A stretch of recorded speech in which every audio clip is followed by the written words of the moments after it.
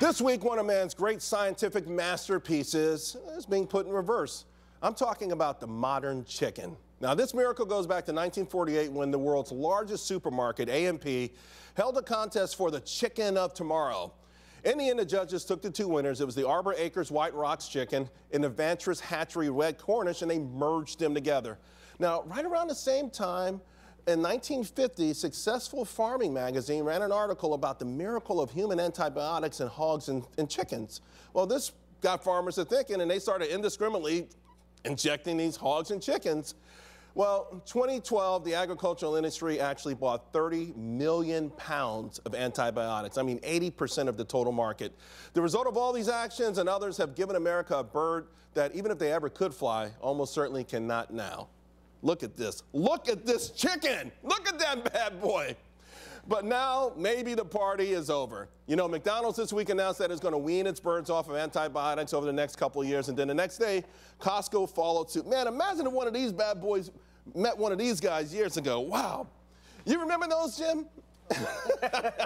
I can tell you, when I'm looking at a chicken parmesan, I don't know if it's the big one or the small one. Well, you know, my family, my grandparents had a farm, and we used to have those scrawny chickens out there. They didn't have the antibiotics. You want a fatter chicken on your plate, Mr. America? Come on. That is one of the great achievements of America, Charles. Let me introduce the superstar to the stage. Fox Business host, Strange Inheritance, Jamie Colby. All right, Jamie. How bummed out are you about this? Let me talk to you as a former Burger King counter girl for 2 years, okay? Okay. I am shocked that McDonald's is not using these chickens because I didn't even know their McNuggets had chicken in it.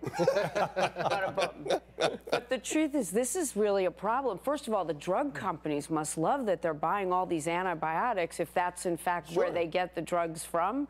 But I've been juicing more, and I think I must be headed in a good trend. Well, I've been watching you on Twitter, and it's definitely, you're getting all healthy because you're going back on the road for the second season of Strange Inheritance. I'm training.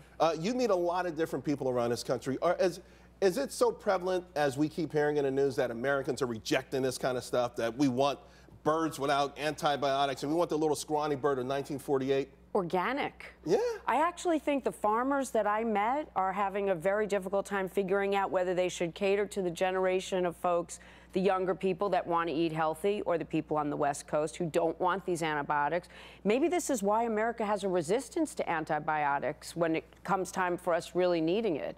I'm not really sure, but that chicken is not attractive to me unless it's pounded thin, it's breaded, it's covered with a fresh mozzarella and a good gravy. Am I right? I'm so hungry just listening to This is a trend, though. This isn't a fad. I don't think this anti-antibiotic, organic chicken, Whole Foods, wherever you go to, I don't think it's a fad. I think it's a trend. And millennials, if they're going to be the biggest consumers, the biggest demographic out there, that's how they eat. They may not have a lot of money to spend, but they are eating organic. So to me, I want to be investing in companies that are coming out with the organic. By the flip side of that, Sonic is one of the hottest stocks in the market. Ooh. They just announced they're adding more sugar to their soft drinks. They've got the big greasy burgers, and that stock's doing pretty good. I mean, I guess we could have a country, Jonathan, where there are people who are health nuts like Jamie and people who eat a big sloppy burger like me. Well, wait, I love the double Sonic with cheese.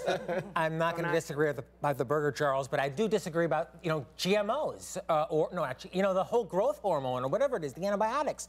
It's made the fatter chicken. It's brought the cost of chickens down. So chicken is affordable for so many people now. So I think that's a miracle of human nature. And I think this anti-antibiotic trend, I mean, look, you go to the doctor, they give you an antibiotic. So this anti-antibiotic trend is hurting What's up with wings, lifestyle. though? Wings have no meat on them, and everybody orders wings. Everything's in the press. It's a sauce delivery device. It's just there to put the sauce in your mouth. But it's the hormones that are the problem, not the antibiotic. I know about hog herds. I know about chickens. And yes, you don't want them to get sick. Everything dies off, and that's not good for our economy. But what you don't want our children eating birds that are filled with hormones, and then you have like 4th grade girls are wearing bras. But one chicken goes for a whole family. I don't think that's correlated, actually. Just see the hormones and the bra size.